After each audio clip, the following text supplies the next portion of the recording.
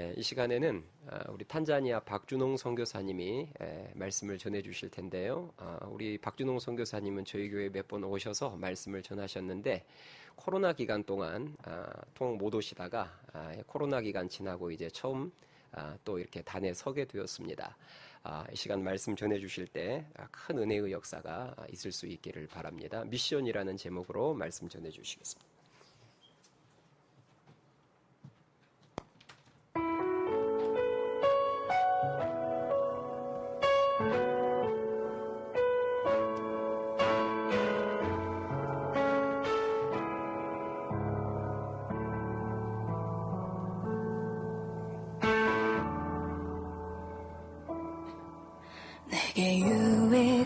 안녕하세요. 저희는 탄자니아에서 사역하는 박준홍, 안정은 선교사입니다.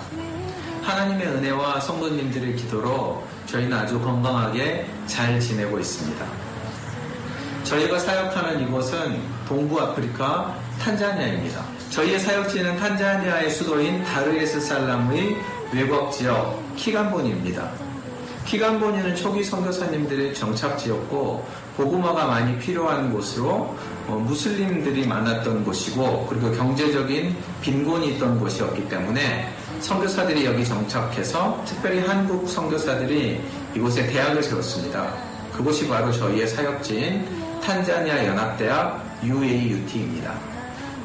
저희는 초기에 이곳에 학과 설립과 교수 사역으로 들어왔고 그리고 현재는 학생들의 교무 담당과 또 업무 지원, 또 생활 지원, 또 이들의 대학원 진로와 또 졸업 후 진로 상담, 또 지원 이런 일들을 하고 있고요.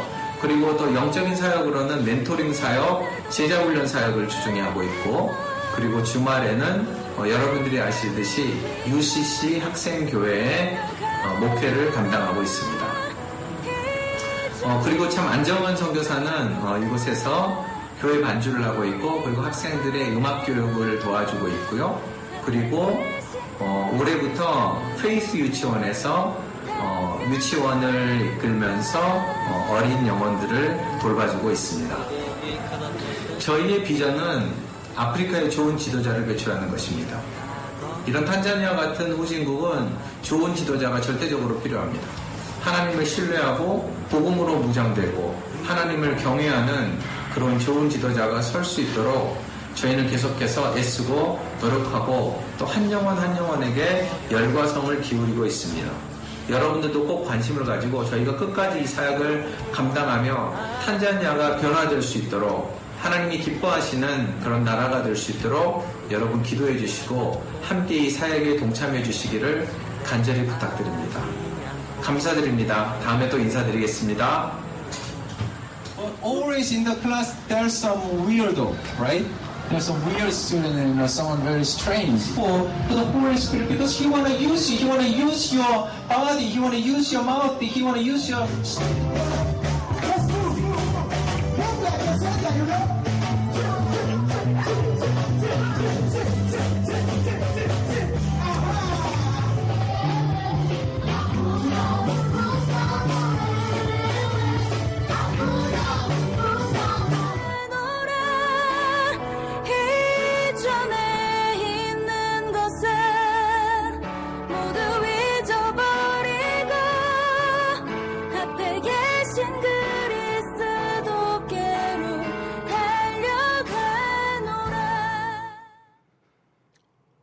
지식인들은 이 영상을 보면 박수를 치시죠. 네, 감사합니다. 여러분 영상 보셨다시피 저는 탄자니아에서 탄자니아 연합대학에서 사역하는 박준홍 선교사입니다.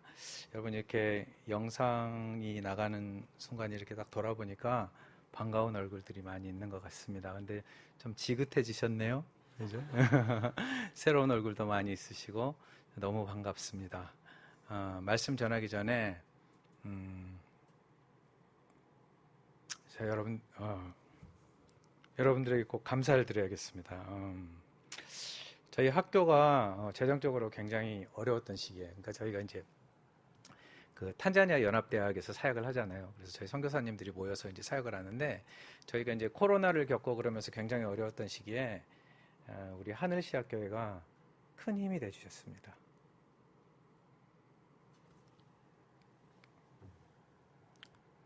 벌써부터 이러면 안 되는데. 아무튼 여러분 너무나 감사드립니다. 여러분 잘 아시다시피 여러분 10주년 기념 예배에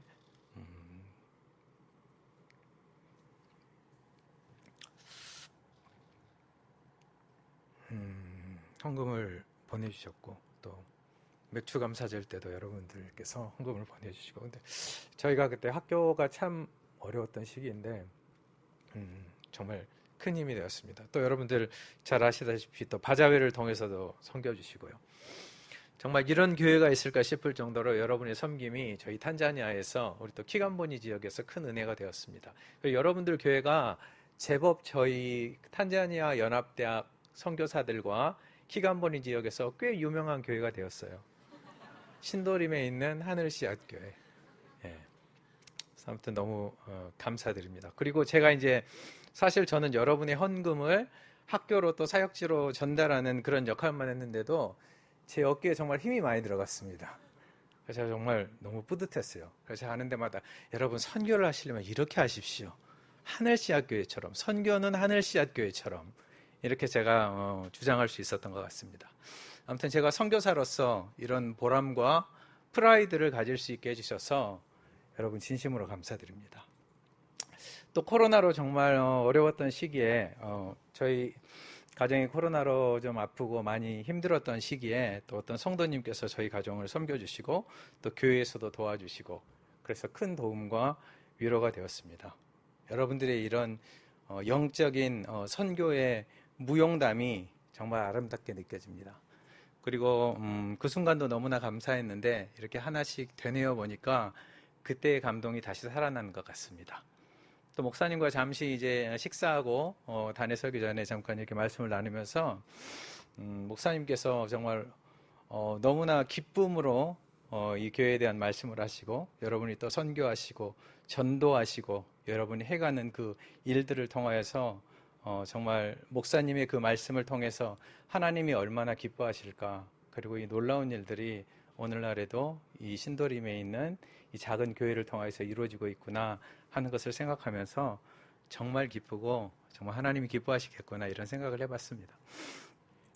저희의 선교 소식도 여러분들에게 잘 전달이 되겠지만 저도 이 하늘씨앗교회에 굉장히 관심이 많습니다. 선교지에서도 이렇게 저희는 인터넷이 약하니까 인터넷이 좀 잘 되는 곳에서 하늘씨앗교회 유튜브도 틀어보고 또 목사님과 여러분들에게 늘 관심을 가지고 그렇게 기도하고 있습니다. 특히 여러분의 그 선교적인 열심과 섬김을 보면서 참 좋은 교회임을 늘 자각하곤 합니다. 그래서 선교사가 언제 와도 이렇게 마음 편하게 선교를 나눌 수 있는 좋은 교회가 바로 이 하늘씨앗교회인 줄 믿습니다. 다시 한번 감사드리고 여러분들에게 오늘 밤엔 시간이 허락하는 대로 잠시 선교에 대해서 말씀을 나누도록 하겠습니다. 저는 사실 여러분과 찬양하면서 벌써 은혜를 다 받았어요.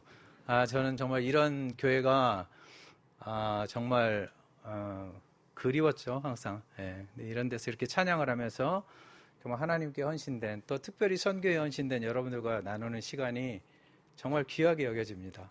예, 정말 은혜가 돼요, 여러분. 예. 제가 오늘 여러분과 나눌 말씀은 미션입니다. 미션이라고 하면 여러분들 영화를 기억하시겠죠? 특별히 요즘 세대는 영화관에서 하고 있는 톰 크루즈의 미션 임파서블을 기억하겠죠?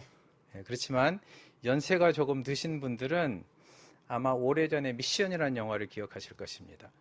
1986년도에 로버트 드니로와 제레미 아이언스 주연의 미션이라는 영화가 있었죠.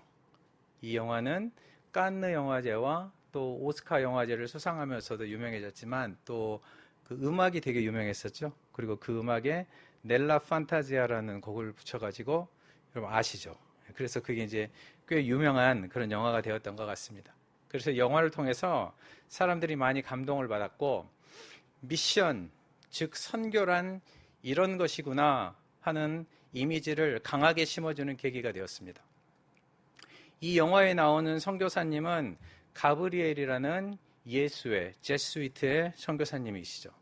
남미의 밀림 속으로 들어가서 과라니족에게 생명의 복음을 전하죠. 그리고 또 한 사람의 주인공은 멘도사라는 이름의 노예 상인입니다. 본래는 굉장히 잔인한 성격의 그런 사람이었지만 선교사의 도움으로 새 사람이 되었고 원주민들을 위해서 일하는 그런 삶을 살아가게 됩니다. 그런데 여기서 이 두 사람의 공통점이 있는데 그것은 그들만이 가지고 있는 큰 기쁨입니다. 미션을 통해서 밀려오는 엄청난 기쁨, 세상에서는 감히 맛볼 수 없는 하늘로부터 내려주시는 기쁨, 이들이 이것을 맛보게 되죠. 여기서의 기쁨은 고작 TV 박스에 유재석 씨, 강호동 씨 이런 엔터테이너들이나 유튜버들이 자의적으로 만들어내는 그런 웃음이 아닙니다. 잠시 덩달아서 즐기고 마는 그런 종류가 아닙니다. 이 기쁨은 언제부턴가 너무나 희귀해져 버린, 세상이 잃어버린 상실물인 것이죠. 오늘 우리가 읽은 요한복음 17장 말씀은 예수님이 제자들을 위해서 하신 기도의 내용입니다. 그 처음 내용은 그들로 내 기쁨을 충만히 가지게 하옵소서입니다. 그러니까 우리들을 위한 주님의 기도가 바로 하나님의 기쁨, 하늘로부터 오는 그 기쁨을 충만히 가지게 하옵소서라는 기도였던 것입니다. 그런데 이 기도가 정확하게 선교, 즉 미션을 위한 기도인 것입니다. 그래서 오늘은 이 본문을 통해서 선교에 대해서 몇 가지를 살펴보도록 하겠습니다. 먼저 선교의 정의입니다. 선교의 정의를 저는 내려놓음이라고 표현하고 싶습니다. 저는 선교를 이렇게 정의하고 싶습니다. 자기의 편안함을, 자기의 주인됨을, 자기의 첫 번째됨을 내려놓는 것.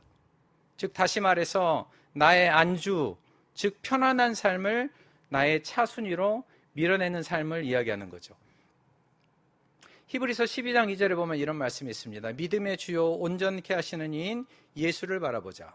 그는 그 앞에 있는 기쁨을 위하여 십자가를 참으사 부끄러움을 개의치 아니하시더니 그의 앞에 있는 기쁨, 곧 다가올 즐거움을 위해서 현재 내 앞에 십자가를 참으면서 부끄러움도 상관치 않겠다고 하시는 그런 말씀입니다. 이 말씀처럼 앞에 있는 즐거움, 우리에게 다가오는 기쁨을 기다리면서 오늘 내 앞에 있는 십자가를 달게 지는 것, 이것이 바로 선교라는 사실이죠. 앞에 있는 기쁨이 분명하기 때문에 그 기쁨을 기다리면서 오늘 내가 가장 중요하다고 생각하는 것, 나의 안전, 나의 편안함, 나의 안정된 생활, 내 중심적인 사고방식, 나를 위한 삶, 이런 나의 최상의 가치를 두 번째로 내려놓는 것, 이것을 선교라고 정의할 수 있겠습니다. 그리고 그 안에 주님께서 분명히 약속하신 것이 있는데 그것은 바로 세상이 얻을 수 없는 천상의 기쁨이 풍성하리라는 것입니다. 이 말씀을 따르는 자들에게 하늘의 기쁨을 누리게 해주시겠다는 말씀이죠. 우리가 이 기쁨을 누릴 수 있기 때문에 선교는 너무나 중요한 것입니다. 저는 이런 차원에서 기쁨을 잃어버리고 참 기쁨을 잃어버리고 삶의 진정한 의미를 놓쳐버린 이 세대가 다시 한번 오늘날 선교를 든든히 붙잡고 일어나야 한다고 생각합니다. 우리는 선교를 위해서 의무적으로 동기부여를 얼마든지 할 수 있습니다. 젊은이들이여 일어나라, 선교지로 나가라, 세계를 향해서 야망을 갖고 뻗어나가라, 이런 의식고치도 할 수 있습니다. 그러나 주님은 그렇게 하지 않으셨어요. 예수님은 우리의 임무, 우리의 야망, 우리의 의무나 우리의 책임을 강조하지 않으시고 이것들보다도 예수님 이렇게 표현하셨죠. 너희가 하늘의 기쁨을 충만히 가지게 하기 위함이다 라고 말씀하셨습니다. 너희가 이 기쁨을 맛보게 해주고 싶다. 여기서 이 기쁨은 하늘의 기쁨, 위로부터 주시는 기쁨, 즉 다시 말해서 하나님만이 누릴 수 있는 기쁨을 말하는 것이죠. 이 기쁨은 결코 우리 안에서 고갈되지 않는 기쁨, 환경이 변하더라도 어떤 어려움이 닥치더라도 예수님의 말씀처럼 내 배에서 생수의 강이 흘러넘치리라는 그 기쁨을 의미하는 것입니다. 이 기쁨을 회복하기 원하신다면 그 비결은 선교에 있습니다. 이 기쁨을 누리기 원하신다면 저와 여러분, 우리 교회는 반드시 선교해야 합니다. 그래서 여러분의 첫 번째 어젠다를 내려놓으셔야 이 기쁨을 누릴 수 있는 것입니다. 할렐루야. 네. 두 번째로 선교의 방법입니다. 선교의 방법은 하나됨입니다. 오늘 본문에서 예수님은 선교의 방법을 가르쳐 주셨습니다. 21절에 보면 아버지께서 내 안에 내가 아버지 안에 있는 것 같이 그들도 다 하나가 되어 우리 안에 있게 하사 세상으로 아버지께서 나를 보내신 것을 믿게 하옵소서. 그러니까 세상으로 아버지께서 나를 보내신 것을 믿게 해달라는 말은 선교를 의미하죠. 그러니까 예수 그리스도를, 그러니까 이 땅에 하나님께서 예수 그리스도, 생명의 주 그리스도 예수를 이 땅에 보내신 것을 믿게 하옵소서, 선교를 의미하죠. 그런데 이것을 위해서 어떤 방법을 이야기하시냐면 아버지와 나와 성령이 하나인 것처럼 그들도 하나가 되게 하옵소서. 그래서 이 일을 이루어 주시옵소서. 즉 하나 되게 하는 것, 이것이 선교의 방법이라는 사실이죠. 이것은 우리에게 시사하는 바가 큽니다. 우리가 언제든지 하나가 되기 위해서 치르는 가치는 참으로 고귀한 가치라고 할 수 있습니다. 나의 불편함을 감수하고 내 중심의 사고방식을 뒤로하고 하나님 안에서 믿음의 공동체가 하나 되기 위해서 우리가 치르는 모든 일들은 정말로 가치 있는 고귀한 일들입니다. 왜 그래야 될까요? 우리가 편하려고 그럴까요? 갈등이 없으면 좋으니까 오순도순 재밌게 지내려고 그럴까요? 물론 그것도 맞지만 이보다 더 큰 목적이 있는데 그것은 세상으로 아버지께서 나를, 그러니까 하나님께서 예수 그리스도를 보내신 것을 알도록 하는 이 선교를 위해서 우리가 하나가 되어야 한다는 사실입니다.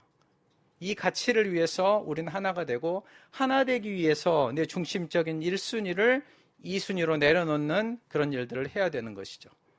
그리고 그 가치는 그 무엇으로도 대체할 수 없는 위대한 가치인 것입니다. 이것을 잊어서는 안 되는 것이죠. 선교를 운운하는 우리들이 결코 잊지 말아야 할 것은 우리의 하나됨이고 우리의 하나됨을 통해서 하나님께서 예수 그리스도를 이 땅에 보내신 선교가 진정으로 이루어진다는 사실입니다.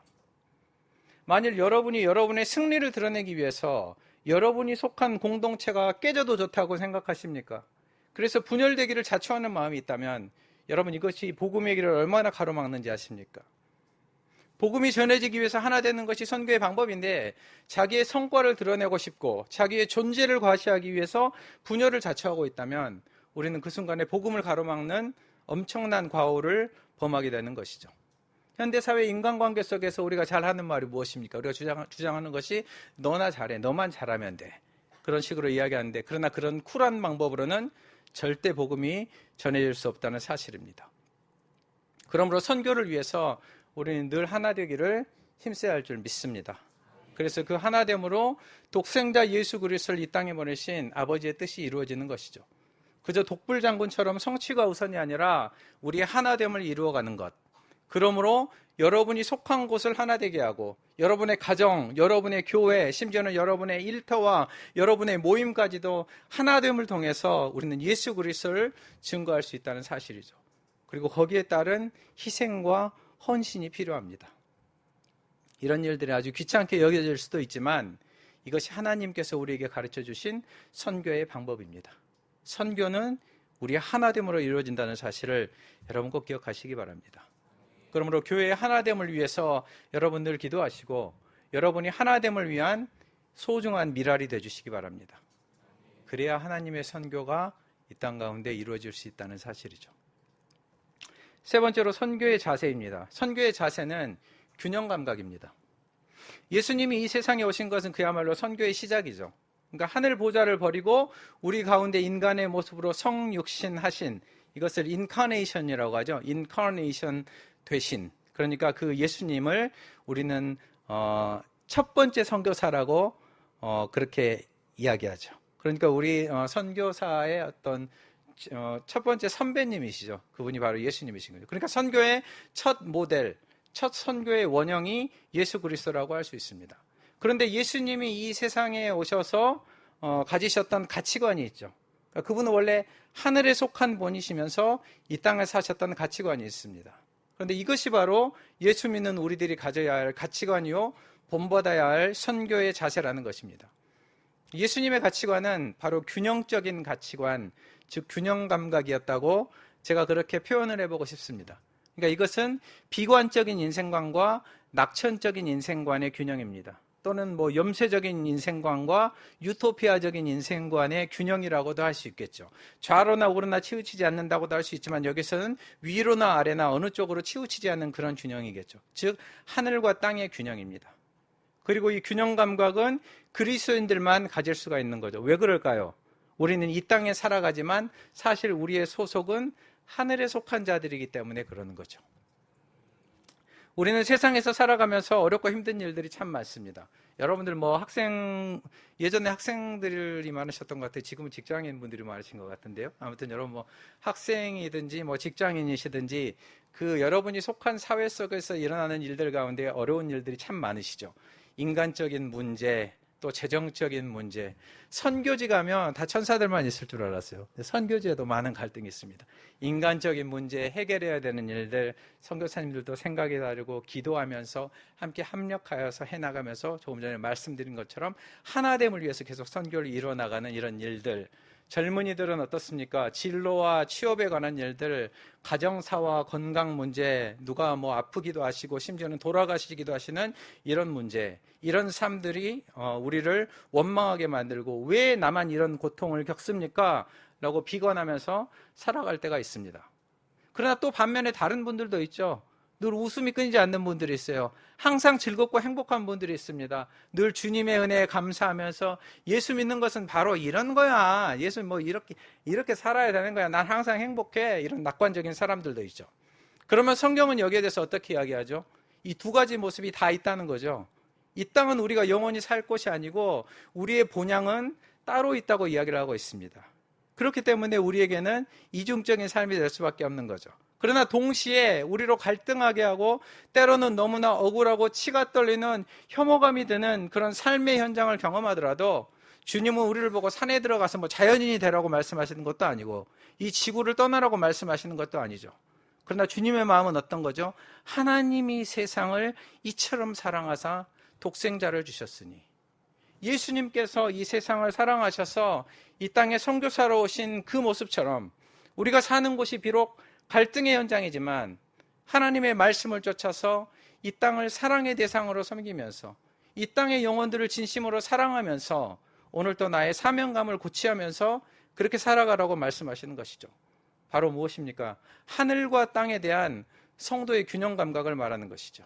이것이 바로 우리의 선교의 자세라는 사실입니다. 이것을 위해서 예수님은 기도하십니다. 본문 14절 15절에 나와 있습니다. 내가 세상에 속하지 아니함 같이 그들도 세상에 속하지 아니함을 인함이니이다. 내가 비옵는 것은 그들을 세상에서 데려가시기 위함이 아니요 세상에서 데려가도록 세상을 피하도록 하는 것이 아니라 16절 말씀에 내가 세상에 속하지 아니함 같이 그들도 세상에 속하지 아니하여 싸움나이다. 여러분 영어로 보면 사실 이게 구분하기가 좀 쉽습니다. 영어를 하시면 We are in the world. 그러니까 우리는 세상에 살아요. We are in the world. 그러나 we are not of the world. 그러나 우리는 세상에 속한 자가 아니라는 거죠. 영어의 전치사, 영어 공부, 영어의 전치사 of는 주로 재료나 어떤 구성 요소를 이야기할 때 하죠. 그러니까 this is made of wood, 뭐 made of 이렇게 이게 표현을 하잖아요. 그러니까 어떤 구성 요소를 나타내는 거죠. 그러니까 우리가 세상에 살지만 거기에 속하지는 않았다는 말이죠. 이게 예수 믿는 사람들의 균형 감각이라는 사실입니다. 우린 이 세상에 속하지 않았기 때문에 이 세상에서 당장 데려가 달라고 하는 것이 아니라 우리가 in the world, 세상에 있다는 엄연한 사실을 인정하면서 살아가는 것이죠. 그러면서 이 세상의 가치관과 이 세상의 자랑에 속하지 않은 but we are not of the world가 되는 것이죠. 그러므로 이 땅에 살면서 눈에 보이는 가치가 아니라 눈에 보이지 않는 하늘의 가치를 두고 사는 삶. 위로부터 내려주시는 그 기쁨 안에 살면서 위의 것을 바라보면서 살아가는 삶.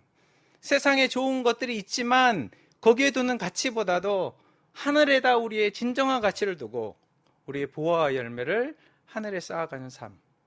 이것이 바로 균형 감각을 가진 그리스도인의 삶의 모습이고 우리 선교의 자세라는 사실입니다. 할렐루야. 네 번째로 선교의 성격입니다. 선교의 성격은 거룩함입니다. 오늘 말씀을 보면 예수님은 거룩에 관한 이야기를 하시죠.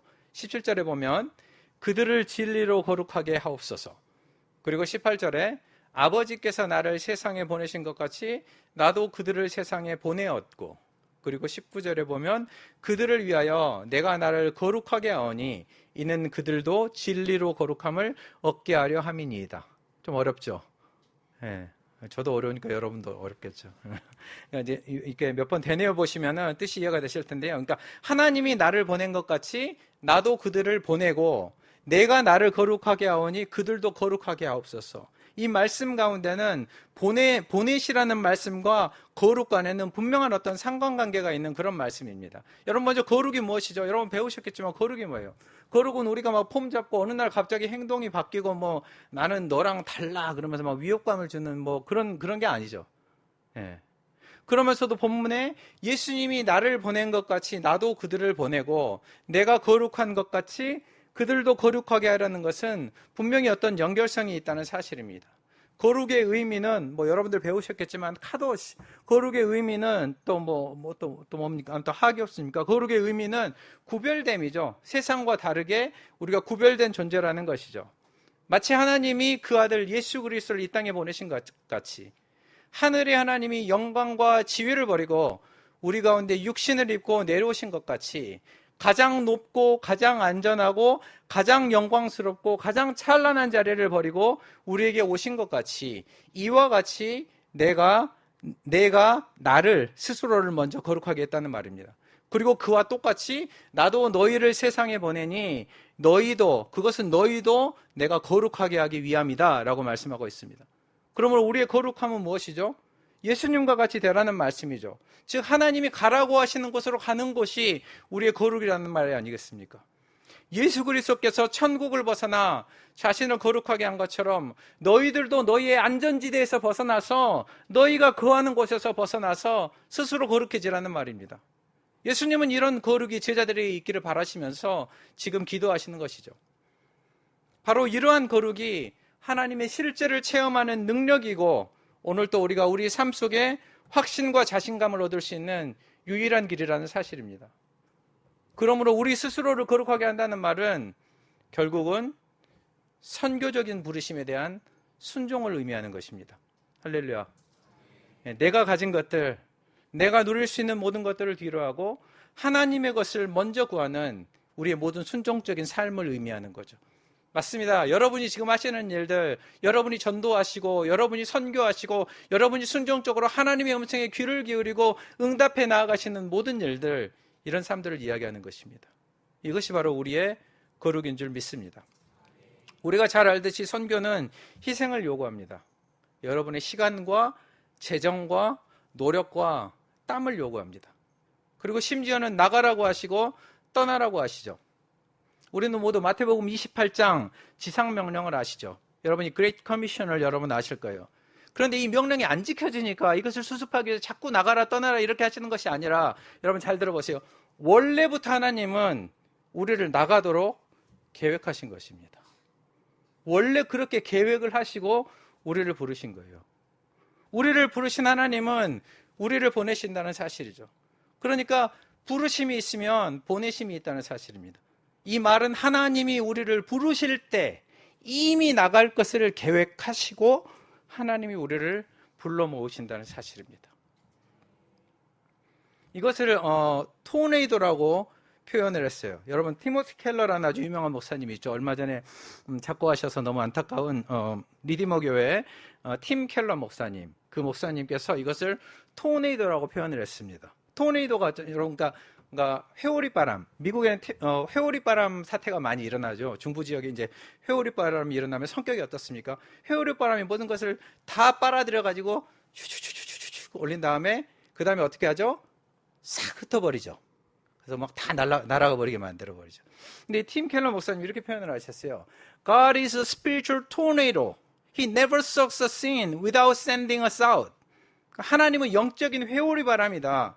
그분이 우리를 회오리바람처럼 빨아들이심은 우리를 날려버리시기 위함이다. 그러니까 마치 회오리바람같이 그런 분이 하나님이시라는 것입니다.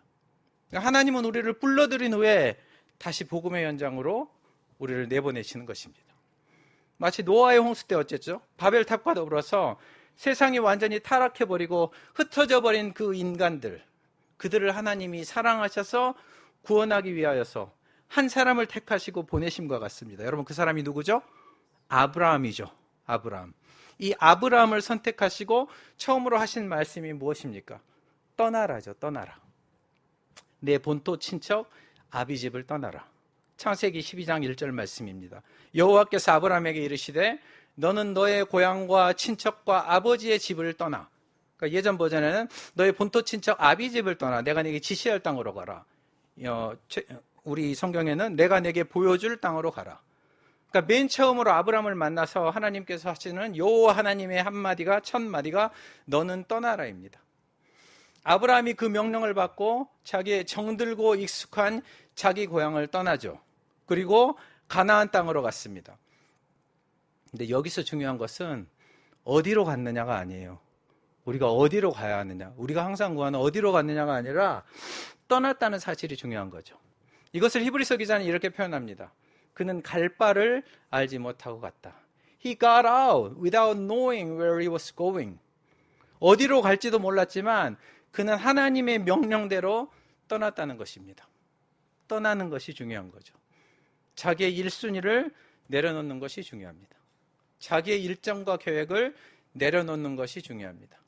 자기만의 안전지대에서 문을 열고 과감하게 순종의 발걸음을 옮겨서 우리가 한 걸음을 향하는 그 자세가 중요한 것이죠. 그렇다면 여러분은 나가라, 떠나라 하시는 그 명령에 순종하시겠습니까? 그 거룩한 순종을 위해서 여러분 혹시 지금 준비하고 계십니까? 우리에게는 거룩한 선교의 사명이 있습니다. 여러분을 이곳에 모으심은, 여러분을 이곳에 하늘씨앗교회에 모으심은 바로 여러분을 보내시기 위함이라는 사실입니다. 할렐루야. 그렇다면 마지막으로 말씀드리겠습니다. 마지막으로 선교의 실행입니다. 이것을 실행하기 원한다면, 그렇다면 우리는 무엇을 할 수 있을까요? 여러분이 변화를 추구하신다면, 그리고 변화 속에 오는 하나님의 기쁨으로 여러분이 충만해지기 원하신다면 먼저 어떻게 하면 되겠습니까?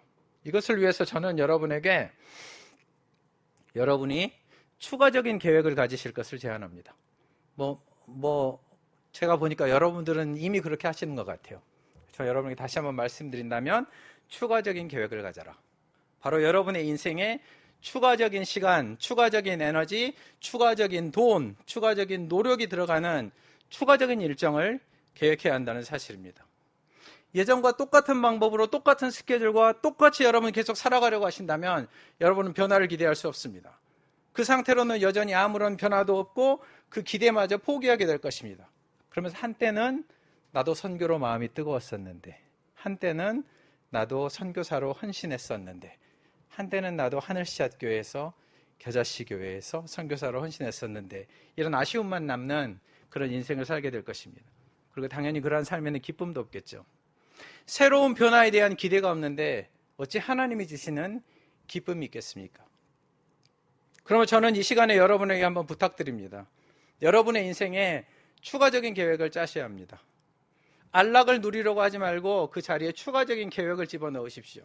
평상시에 자주 세웠다가 포기해버리는 여러분이 맨날 하시는 다이어트 같은 그런 계획이 아니라, 삶을 열심히 부지런히 살아가기 위한 그런 어떠한 계획도 아니라 선교를 위한 추가적인 계획을 말씀드리는 것입니다. 선교를 위해서 따로 시간을 짜놓으십시오. 선교를 위한 기도, 선교를 위한 예배, 선교를 위한 헌신, 선교를 위한 공부. 공부하셔야죠. 언어는 기본입니다. 공부하셔야죠. 갑자기.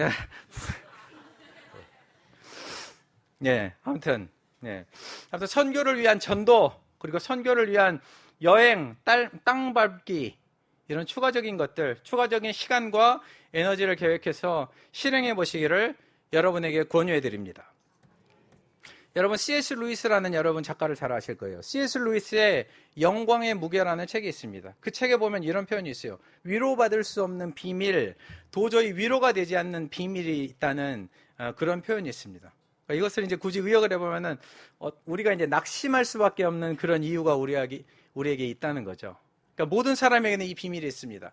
기대했다가 실망하니까 자꾸 낙심하게 된다는 거죠. 기대했다가 실망하고, 기대하니까 또 실망하고, 그러니까 나중에는 어떻게 해요? 기대도 안 하면서 낙심을 가지고 우리가 그렇게 살아간다는 거죠. 그리고 기쁨을 잃어버리는 그런 삶이 우리에게 이루어진다는 것이죠.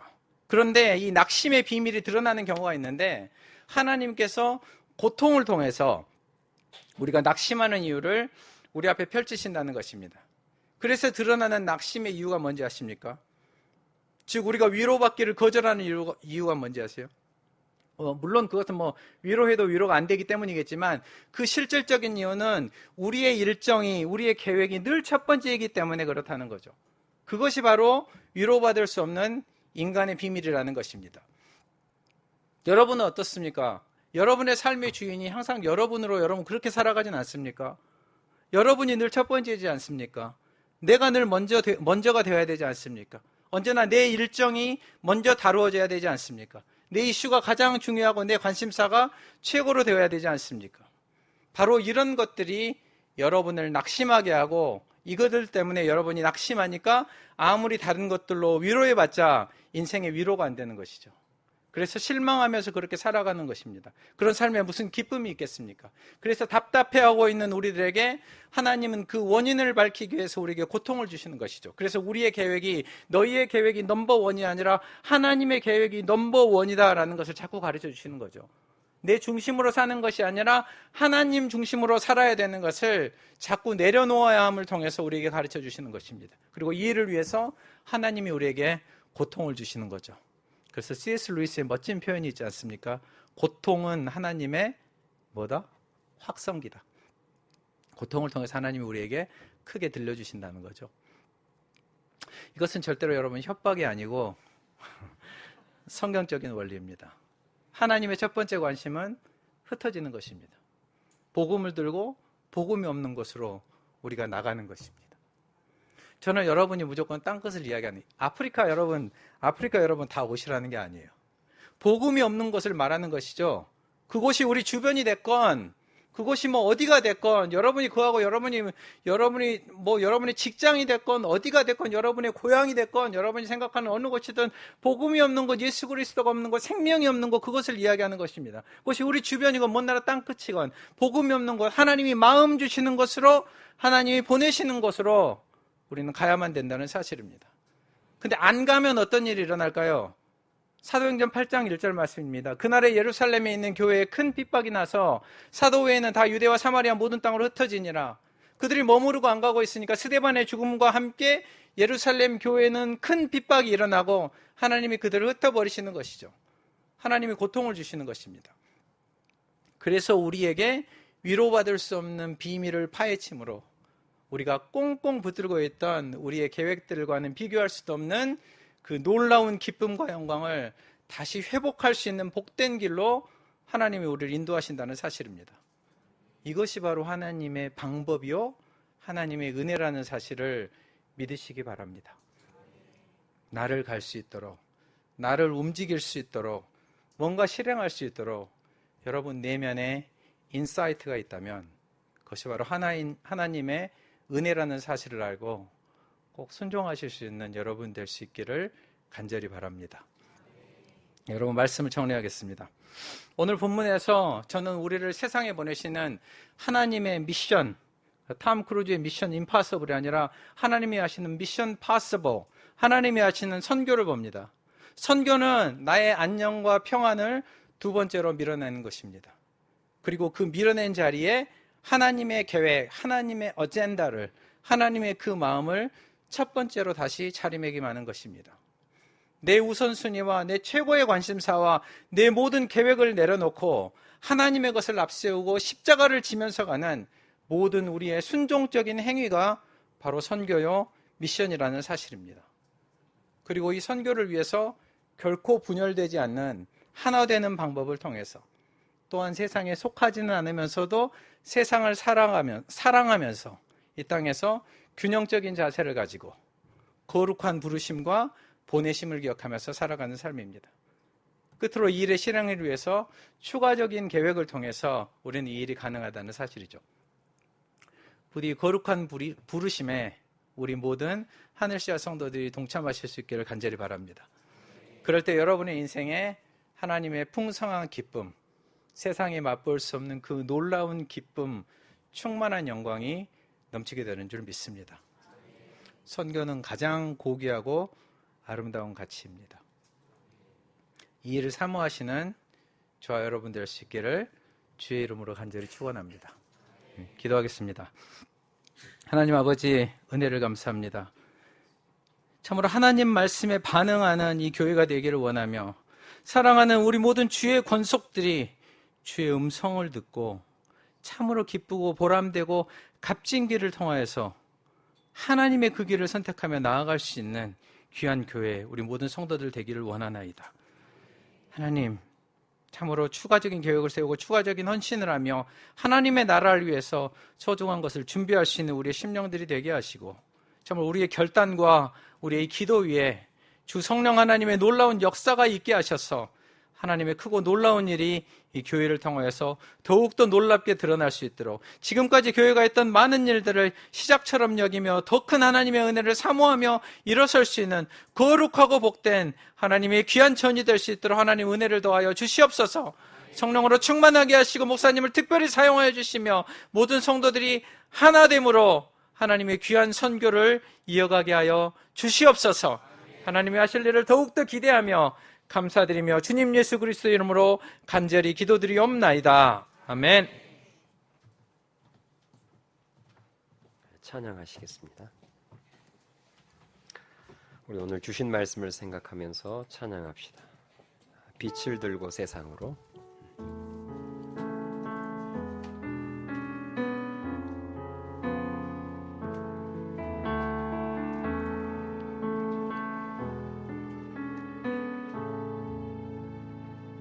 우리 영혼에 주가 주신 꺼지지 않는 빛이 있네. 오직 주님께 우릴 드릴 때 그 빛을 밝혀 주시리라. 이제 일어나 소망이 없는 어두운 세상에 나아가라. 내 빛 비춰라. 모두 알도록 빛을 들고 세상으로 빛을 들고 세상은 절망에 빠짐 형제의 맘에 꺼져만 가는 빛을 보내 주님을 떠나 방황하는 자매도 그 빛의 생명 잃어가네. 이제 일어나 어둠 속에서 고통받는 자 일으키라. 내 빛 비춰라. 모두 알도록 빛을 들고 세상으로 빛을 들고 세상 우리 마음속에 밝게 빛나는 밝게 빛나는 주를 향한 사랑 빛이 있네. 그 빛 모아줄게. 기도드릴 때에 응답하시니 신실하게